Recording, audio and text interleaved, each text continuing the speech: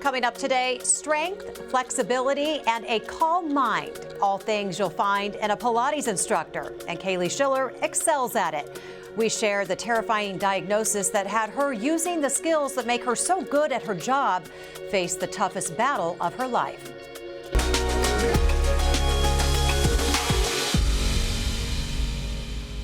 Good morning, I'm Jessica Lovell, and welcome to the Morning Medical Update. What would you do if you were told that you had just 90 days to live? Kaylee Schiller was in end-stage liver failure. She went home to her babies and waited and hoped that her care team would find a liver donor that could save her life. And they did, just in time.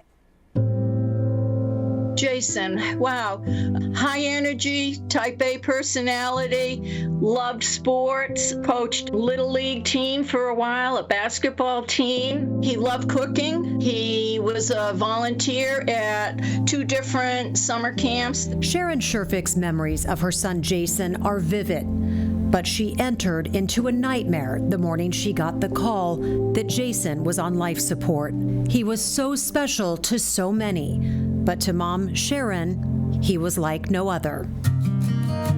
I don't know if you're familiar with the song Tim McGraw did back in 2016 called Humble and Kind. He printed that and carried that in his wallet, and that was pretty much how he lived life until his death. Jason's family made the difficult decision to take him off life support, but fate would find a way to bring Jason back, in a sense. Jason was an organ donor. 2, push it all the way back, squeeze your glutes at the top. Meet Kaylee Schiller. She's a highly sought-after Pilates instructor. She runs a successful business, tending to some pretty high-profile clients. 2, bring it all the way back in, hold, hold, hold. She's also a wife and mom to a 1- and 4-year-old. So fatigue, well, it just comes with the territory. But as the fatigue lingered, followed by persistent nausea, she knew something was up. My doctor called me with the results of the blood tests and told me that my liver enzymes were highly elevated and I needed to go to the closest emergency room. Her condition rapidly progressed. So they put me in an ambulance and sent me to the University of Kansas Health System, where Medical Director of Liver Transplantation, Dr. Ryan Taylor, and his team were waiting to run more tests. So the following day, he came back in and told me that I had autoimmune hepatitis and I was in acute liver failure end stage. My MELD score ranged around a 28. So with that knowledge, it pretty much told me I only had 90 days to live. The team tried steroids over the next couple of weeks to try and reverse some of the liver damage. I went from this right here, healthy, fit, to barely being able to walk down the stairs. I had tremors, I would shake. I gained 30 pounds of fluid from the liver disease and from the prednisone. But the steroids didn't work. Kaylee soon learned she'd need a liver transplant. With time not on her side, she went home to wait for the call that a deceased organ donor had been found. And on October 2nd, 2019, the same day Jason was taken off life support, Kaylee got the call. There are no words that can put this. To know that you get to live because somebody else has passed away is a very challenging concept to deal with. Kaylee received Jason's liver and has made a full recovery. She is back to her kids and her business and says she's honoring Jason's gift by living her very best life. It's just a chapter, of my life, of my journey, which has changed my life for the better and just given me a completely different aspect of how precious life is. She also gained Sharon, another mom, as Kaylee puts it. She is the most giving human being I've ever met in my entire life. The feeling is mutual. It was reinforced on our first meeting when I got to hug her.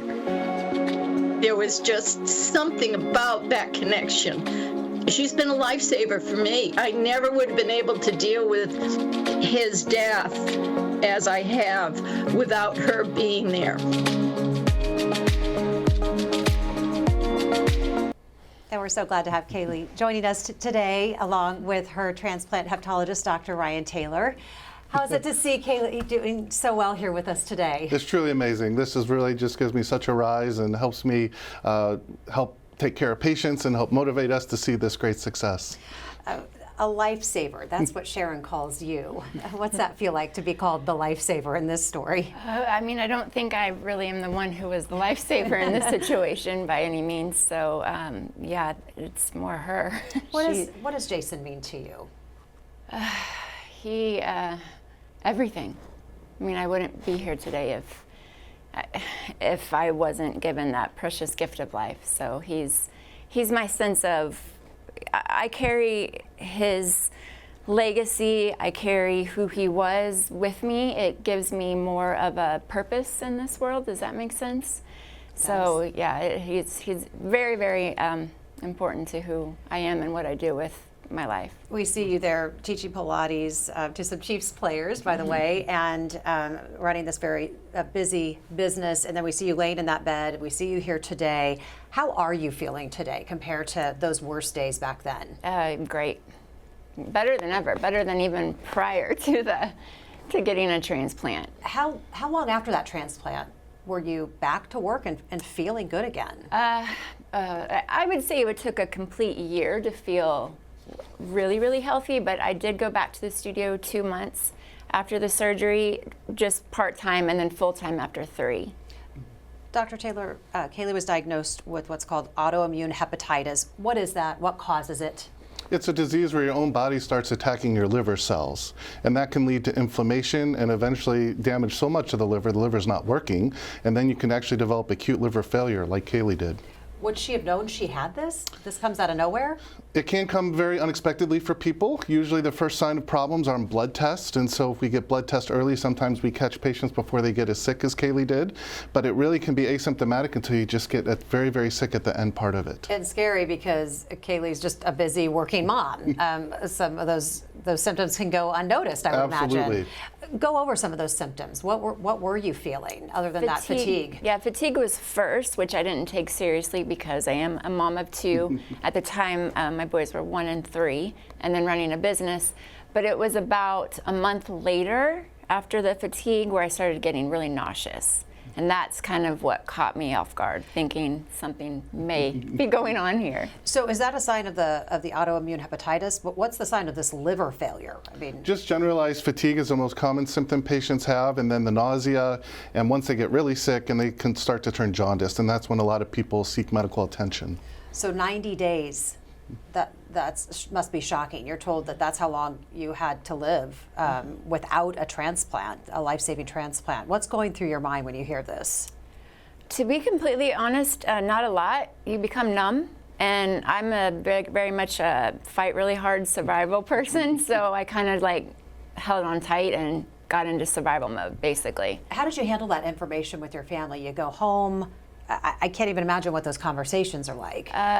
There was no sign that this was over. We didn't speak of that, and I wouldn't let anybody around me speak of that. So it was, this is going to happen. We've got to hang on tight and get through it. And the fact that you're sitting here today is probably why that is. Yeah. Which I love that. I find this interesting, Dr. Taylor, because Kaylee was at another hospital before she was sent here, and they called you, Dr. Taylor, you specifically, to treat her. What resources do you and your team have here at the University of Kansas Health System that made this the exact place that she needed to be in your hands? Oh, that's so kind. We here at the University of Kansas have a liver transplant program. We're the only one in the state of Kansas that has a liver transplant program. So as sick as Kaylee was, we knew that she needed that. And we have the largest team of liver providers in the region. And so this for us was important to be able to offer her care. So we have a living liver program here at the University of Kansas Health System now. We did not at the time of that transplant. Would she have been a good candidate for a living liver donor, or was there just not enough time when you're talking 90 days?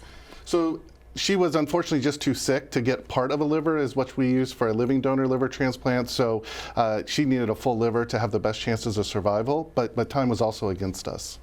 Okay, so Kaylee was able to receive Jason's gift of a full liver. How long does this last? How long will this organ last? Well, there's no expiration date after you receive a liver transplant, so I want patients to live the fullest life that they can.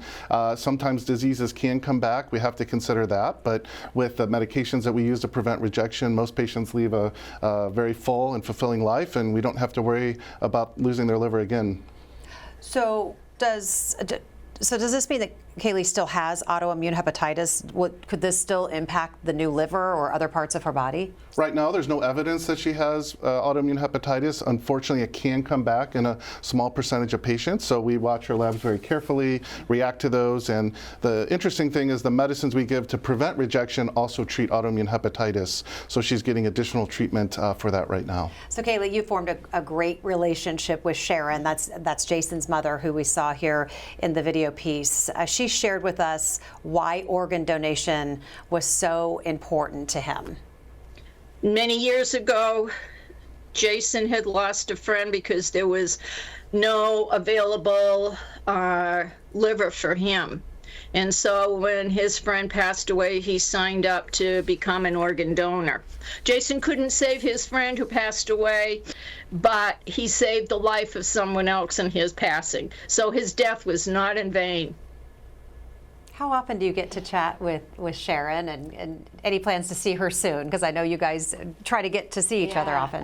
Often. I mean, I'll even send her little texts and stuff, and yeah, and they always come through. When they drive through Kansas City, they always stop and see us, so. And you guys just send text messages when you're kind of thinking of each other throughout the day. She mentioned that sometimes she'll be having moments and then she'll get a text message from you, and and it kind of just helps push her through. Yeah. Pretty special relationship, huh? Yeah. And I needed that relationship too, because I did. When I got the call, I grieved the death of this person more than I had even thought I would. And that was kind of like the number one thing. Yes, of course I was excited to get the phone call, but there was such a sadness inside of me. So getting able to learn about my donor and get in a relationship with his family I needed that as well. Well, let's talk about that a bit, because here you are, trying to just get better. Dr. Taylor's thinking, that's what I want you to do. I want you just to focus on you and get better, get home to your family. But you're right, you're grieving a whole other human being that is the whole reason why you're here. Right. How did you make it through that? I know you started with you wrote a letter to Sharon, and you're trying to do that. How did you find balance in all of that mentally? I mean, I went to therapy. I needed some help working through everything because everything was very fast. Like I said, I didn't really process it all. I just hung on tight to survive the moment. So therapy, doing things like this helps me because then I'm helping others. And then, of course, forming that relationship with his parents was essential for getting through this. I bet. Dr. Taylor, what do you find with patients? Just that I would imagine that journey is different for everyone. It is, but it's very surprising how many patients have to balance this happiness and joy. They're feeling that they have another chance at life, but knowing what it took for someone to be that organ donor. And for some people, it's just always present on their mind and part of their health journey. And let's take a moment just to talk about organ donation in general and just how important checking that box and just being part of the organ donation program and learning about it and asking questions about it is. I mean, these are what we call the heroes. Yes, absolutely. No, I think it's wonderful to know, Jason had talked to, saw that firsthand and what that importance is. Sometimes people don't think about this until it hits close to home, but all people have to do is talk to their family, make their wishes known, and sign that donor card on their driver's license. Be sure to ask your questions. You can use the chat on YouTube or Facebook. You can email the Medical News Network. All of that information is right there on your screen. So Kaylee, your transplant had a few hiccups. Let's talk about that. Walk us through what you discovered after you woke up from the surgery. Right. So when I woke up, which was actually the following day, I was informed that I had a blood clot that went into my lung. And so I had a pulmonary embolism, and then that blood clot went into my heart. And I have a PFO, which is a flap in the heart, which I didn't know I had either. And that flap opened, and part of that blood clot went into my brain, and I had 4 minor strokes. And then it dissipated. I believe that then they stopped the surgery, took me down to radiology, inserted an IVC filter, and kept me sedated for a while to make sure I was going to be okay. So, Dr. Taylor, do you see complications like this often? This is very atypical complication, so we're so thankful that Kaylee did so well with it, but this is not something we see often. Well, and again, another reason why we're glad that she was here, because I would imagine you had all hands on deck. Absolutely, that was a very big moment when all that happened, and to get her the care she needed to fight through that. That blood clot, did that have something to do with the liver failure? Totally unrelated? What do you make of that? It's probably had a combination to do with the liver failure and just how sick she was and everything that she was going through, and people who have autoimmune disease can have higher risk of clotting, so that probably was a factor too. All right, Kaylee, when I met with you, you had spoke so highly of Dr. Taylor, how his calm demeanor, Yes. which we see on this program quite often, and you're not the first one to mention how great Dr. Taylor is. Dr. Taylor, how do you handle something though like this? You meet somebody like Kaylee, and I know you speak so highly of her when you told us about her, but how do you handle having these conversations with someone? You have somebody like Kaylee who says, I'm not end stage liver failure, she's not hearing it. 90 days to live, I'm not hearing it. But you have to have some of these real conversations. Absolutely. How do you work through that with a patient? First and foremost, I always treat people like I would want to be treated, so that's always important when I meet a patient for the first time. I recognize that I'm seeing them probably on one of the worst days of their lives, that they're facing all this, that I have to tell them not only their life is at risk, that they need a liver transplant, and so that's very overwhelming, and we recognize that. But I also recognize we have to be positive, so it's important to be truthful with patients, share with them the medical knowledge, but you also have to be there and be positive, because we know what the journey's going to take. There can be ups and downs, and you have to be there and be a positive resource for the patient. Well, let's get to some questions from our viewers this morning, if we can. Jean has a question. What is the cause of this disease, and is it hereditary? That's a great question. So we do believe there could be some hereditary component with autoimmune diseases in patients' families, but ultimately it's something in the environment, and sometimes medications are a common cause of triggering this, your immune system to start attacking your liver. Jeremy says, I heard liver transplants are some of the most complex transplants to do. If that's the case, what makes them so complex? There's just so many things you have to take into consideration, but one of the important things is when you have a surgery and you're a healthy person, the rest of your body is healthy. When we take a patient down for a liver transplant, their body is very, very sick and have multiple systems that aren't working well. So we have to navigate trying to do a complex operation at the same time working with a patient who's very, very sick. And as Kaylee's case, she had a blood clot. This is something that, a healthy person may not have when they have surgery. So Kristen over at Gift of Life says, way to go, Kaylee and KU. We love you both. Thank you, Kristen. Little shout out to you both. Jill asks, Kaylee said that she was tired and had occasional nausea, which can be normal for a busy mom, young kids. How do you know when it's just, that it's not just typical fatigue? That's a great question, and most patients with liver disease, when we first diagnose it, may have no symptoms. So if you start to feel ill, not quite yourself, the first step is to go see your primary doctor, and with simple blood tests, we can get an idea if your liver's sick or not. Marie asks if you have to avoid sushi after a transplant, something about raw fish and hepatitis C. Well, there's certain types of organisms that are high risk with uncooked seafood, so because of the immunosuppression, we have to be extra careful. Lisa wants to know if Kaylee spoke to a therapist during all of this. She has a two-part question, but let's talk a little bit more about that, the mental health aspect of it, and how important that is, and to not bypass that part of recovery. Right. So I did after. I didn't during, because I didn't really want to talk to anybody. Okay. I just wanted to, look forward.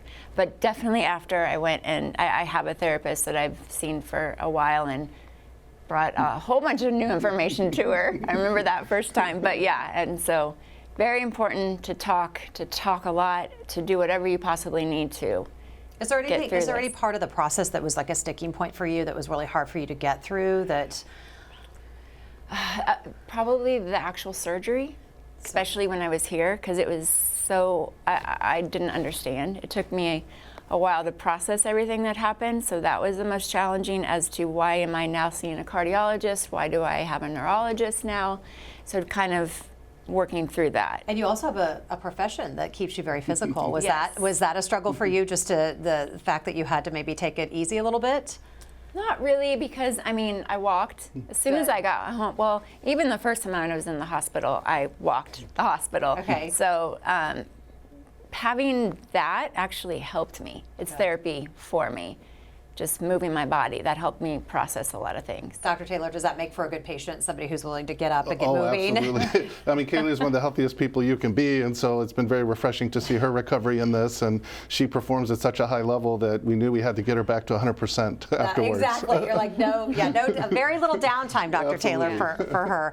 Lisa also wanted to know, how did you tell your kids what was going on? That's a really good question to ask, because mom's busy going and doing all sorts of things, and all of a sudden she has to have this downtime. What are those conversations like? So at the time, my children were 1 and 3. Of course, the 1-year-old didn't understand. The 3-year-old kind of did, but not to the level that I wanted him to understand, if that makes sense, because he's 3 and I didn't want him to have to process all these emotions. We have a big family, so he was either with one or the other grandparents, or surrounded by love. I don't know. I don't think he felt it. Does that make sense? Like, yeah. Too much to process that big stuff. And for me, I was going to be okay. So I didn't want to give that to him. What kind of support was required during all of this? A lot. A lot. A lot. Your spouse? My spouse, my clients, my instructors, my friends, the rest of my family, my parents, his parents, everybody. I was surrounded by more love than I even knew that was possible. I mean, the outpour of people just came out to help us. It was wonderful. Becca wants to know, how long after the deceased donor dies does the liver need to be placed inside the recipient? Hopefully as quickly as possible, but no more than 8 to 12 hours. Really? Okay. So once we get the liver procured, the clock is ticking, and try to get the transplant done as soon as possible. What do you want the biggest takeaway to be from a conversation like this? Kaylee's story in particular, and just people understanding and knowing about organ donation and just the importance of it. Absolutely. I think the first important thing to learn from Kaylee's story, if you start to feel sick or ill, it's good to get medical care, get those blood tests so we can get an idea if something's going on. But ultimately, Kaylee wouldn't be here today if it wasn't for the gift of life from Jason. So organ donors are so critical for the success and survival of patients who get the bad luck of getting severe liver disease. Where do people go to learn more about it? I mean, we know people can sign up for their driver's license and things like that. That's what we've always heard about. But if people just want to know more about becoming an organ donor, how do they find out more information about it? Where can they go? Lots of resources are online, so that's a good place to start. And we're very blessed here in Kansas City to have an organization, Gift of Life, that's just very involved with the community and reaches a lot of our young people and talk about organ donation. So there's local resources as well. What would your message be, Kaylee, just about your story, and what do you want people to know and really take away here today? Yeah, first, I would definitely want to say, trust your instincts. If you're not feeling well, please communicate that. Go see your doctor. Take care of you. You're important. You matter. It's not me second. It's me first. Because if you're not healthy, you can't take care of others. So, especially as a mom, I really want to address that with other mothers out there. Again, I just blame my fatigue on being busy, but sometimes there's something else going on. So just seek the right person to make sure you're okay, and stay healthy and move your body and eat healthy. But I'll keep going. Just keep going. And you've just been so great, though, about just sharing your story. This is not the first place. This is not your first stop, and it won't be your last, because you've really been great about sharing your story. And I know, Dr. Taylor, how great is it, though, for Kaylee to be, and how important is that for patients like her to be sharing her story?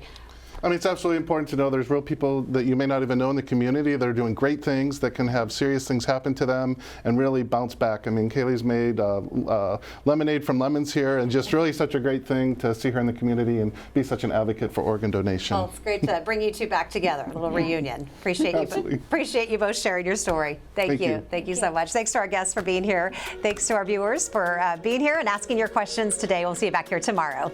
Coming up tomorrow on the Morning Medical Update, the same cancer that killed her father and grandfather was coming for Isabel at just 17 years old. Her survival depended on drastic surgery. I'm Jessica Lovell on the next Morning Medical Update, removing the stomach to save her life, how Isabel's adapting to her new normal, plus the importance of knowing your family history. Tuesday at 8. Subscribe to our Morning Medical Update and Open Mics with Dr. Stites podcast. Now, everywhere podcasts are available.